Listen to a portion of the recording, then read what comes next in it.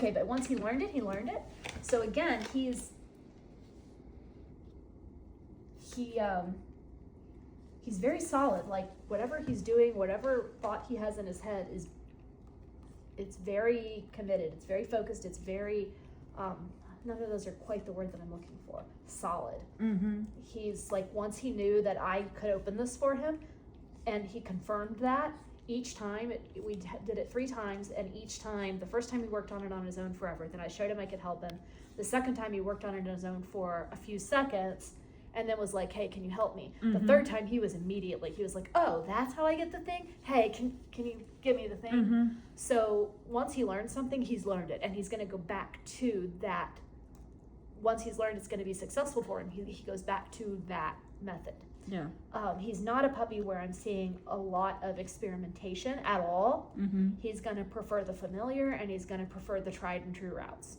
And then once he gets something stuck in his head, you're going to have a hard time changing his mind about it. And again, it's not stubbornness, it's the way he thinks. Mm-hmm.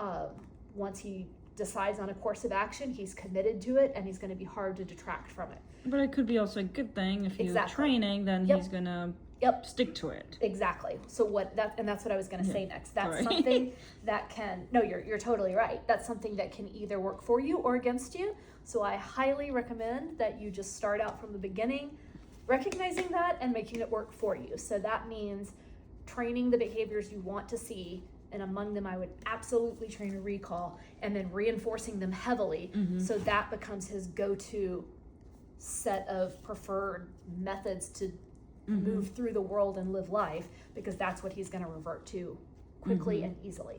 So he does require a couple of repetitions. He's not what we call a strong single incident learner, which is actually good, because that means he's as fixated as he gets on ideas, he's not going to immediately just decide one thing and Mm-hmm. then you're going to never be able to change his mind about it. There is a learning process that he goes through. So that means you will have time to intervene and direct the ideas that he's forming, but just, you don't want to, he's not a puppy that, as easy as I think he will be in general to live with, and as naturally accommodating as I think he'll be, I don't see any stubbornness in Mm-hmm. him at all, but a lot of his personality characteristics are going to be easily mistaken for stubbornness. So what I would, it's all just in how you look at the situation and understand it. What I would advise against is getting too relaxed into how easy he is probably going to be just to coexist with and live with in general, and not therefore be motivated to put out the effort that you need to put out. And then when you don't get the results that you want, conclude that he's being stubborn or strong-willed because of that focus and because of that commitment to whatever it is he's decided. It's not that, it's the way he thinks. Okay. And you can channel that 100% into the way you want it to go without much difficulty. You just need to do it. And it's something you're going to need to do consciously from the beginning, but it's not going to be hard. He'll respond, I think, very well to training. And I think by the time he matures, he's going to be a super solid, reliable dog because of all of this. So these are not negative characteristics. These are good characteristics. But your job is to cultivate them and maintain them as good characteristics, rather than just let them go alone. And then when they come back to haunt you because you didn't channel it, conclude that there's something wrong with him. And if your trainer is using words like stubborn to describe him, I would get a different trainer, because it means that trainer is not understanding how his mind works. It's a very, very clear pattern with him, and it's completely consistent. It is unlikely to change over time. So that is what you're going to see with him. And again, that's good. None of this is bad. This is all actually great. But you need to do your homework. Hi, little He man. came up and he's like, I'm here. Yeah, he's yes, and he's like a soldier reporting for duty. Yeah. He's like, at attention, Captain, and that is how his mind works. So do something with that. Hi, buddy. You don't be lazy, and you'll get a great dog here. It's not even going to be hard. You just have to do it. Hey, buddy. And he's going to be super loyal too. He is going to be your right hand. You're going to fall over backwards because you're trying to get belly scratches. Yeah, come here.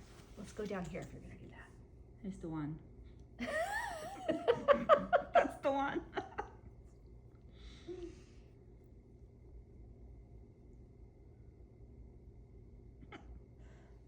Yep, there we go. My little Did we guy. do scent and other thingies? No, I'm just about to. I just Let's love see how this. he comes up to you and he's like, Oh yeah, I'm right here. I'm right here. I'm ready. And he wants clarity and he wants a job. So he's not high energy or high drive in the typical ways that you would see in a working dog, but he's just, you're right, he's very much like, I'm reporting for duty. He's very curious about the scent. But he's coming over here because he says, okay, I need a lap to think about this thing from. I don't know what this means. You are squiggly and likely to fall. What about it? What is it? What do you think? What are you gonna do with it? It's like, I want to be a little show dog. Oh yeah. All the smelling stuff, isn't it, for birds? No, he's a little interested. He's interested. Yeah. He doesn't know what to do with it. He doesn't Yeah. know what it means. So again, that's like that. You could cultivate this. You just have to tell him what this means and show him what you want him to do with it, and then he'll have it, and then he'll do it. Yeah. That's that same characteristic. But if you don't cultivate it, then he doesn't know what to do with it, and he's just gonna dismiss it. Yeah. So that's a perfect example of what I'm saying. He's not overly interested in it though, which actually in his case I think is really a good thing, because if he was super sniffy, dogs that are sniffy tend to have a one-track mind when they're sniffing. Yeah. Anyway, And it's he just already has one. all track mind, dogs. Yeah. Yes, and he already has a one-track mind, so we really don't need anything increasing that. And he's not super sniff focused, so that actually helps us in this case. But I think if you taught him, if you wanted to do sniff work with him and you taught it as a job, he'd be all about it in that context. But he's not inherently really fixated on the smells, which is like you said, that's actually good. He's very gentle. He's really into the tug here, but he's very gentle with it. No. I think he could get a lot more boisterous than this, but he's very aware. He keeps looking at my hand.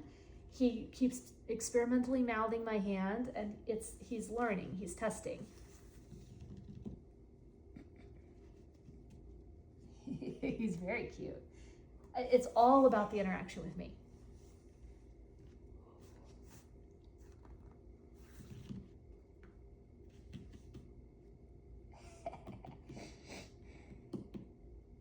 And he's trying to figure out what I expect from him. So I think this is definitely a puppy that he wants clarity and he wants a job. He wants to know what you want him to do, and then he is going to be your little right-hand man who is going to do the thing. It's actually a really nice quality in terms of living with him. It's again, if you cultivate this, you're going to make your life really, really easy with this guy.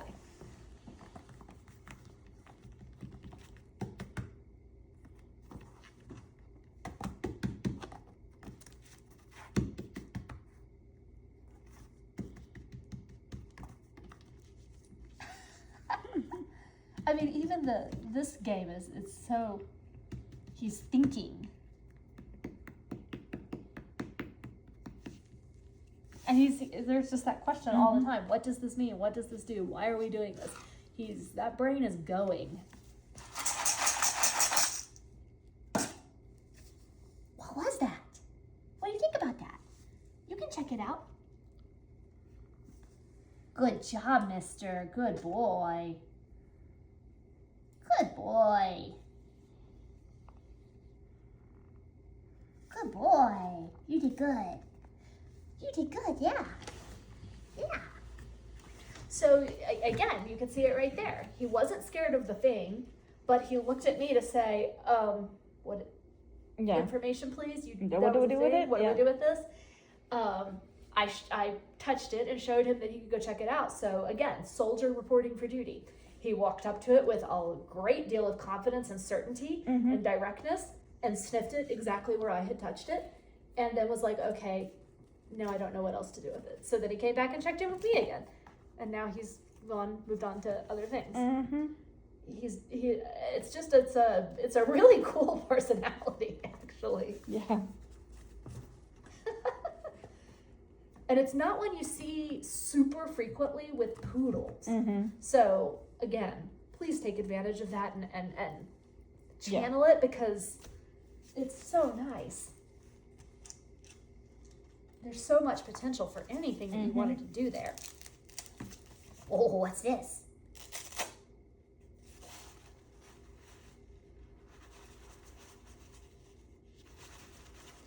And also, his environmental boldness it's completely different than when we started. Now that he's formed a relationship with me and we're working together, he's super environmentally confident. Whereas when I was new and he didn't have that reassurance because we didn't have a relationship, he was kind of overwhelmed by the whole thing, and he needed a lot of processing time. So this is a dog that's going to be very reliant on his relationship and on receiving information.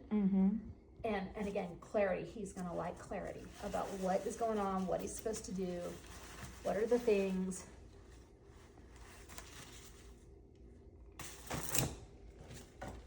Look at that thing. How to flinch. He's like, He's just thinking about it. And looking at me again.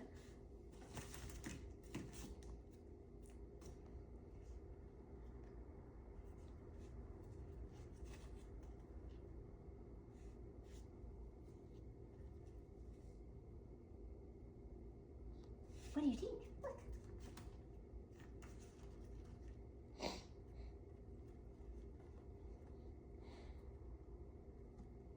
What do you think about that?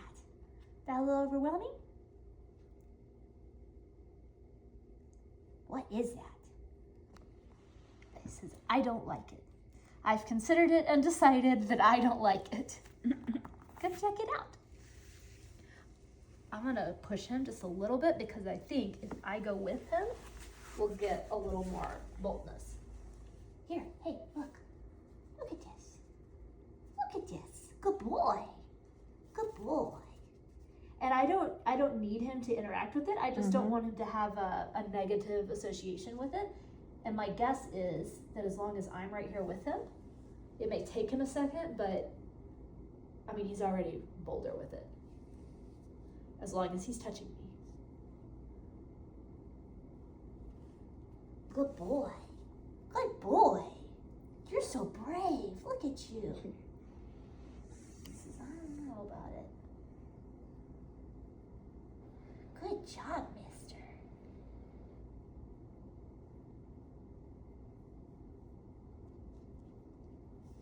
Yeah. Did too much? Yeah, okay. Okay.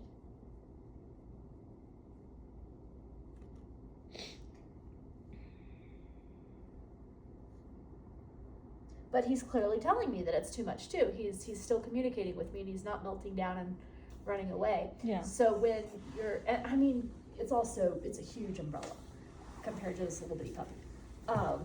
So when you find that he does get environmentally overwhelmed by something, he's gonna let you know. Don't force him into that situation, but just be there for him. And then what I would do is see if you can find ways to expose him again to that thing, but in a smaller chunk, a more manageable chunk, because he has that very clear learning pattern where he's not forming that full opinion the first time. So I think if you break it down and teach it more concretely, he will learn most things. But he's a gentle puppy. He's not a forceful puppy at all. He doesn't have that natural high level of boldness that some of the other puppies have had. So that's good in many respects. But if he does get overwhelmed, it means that the possibility exists that he could get a little overwhelmed by something. And if he does, just break it down. Okay. So like in the case of the umbrella, I might end this for today with Mhm. it, but then the next time I showed him an umbrella, I would make it smaller and But look at that. and that's exactly what he's like. Okay, it's not as big as an overwhelming. Yep. And you interacting with it, it must be safe. Let Exactly. me go and check it out. Yep. And that's exactly what I would expect.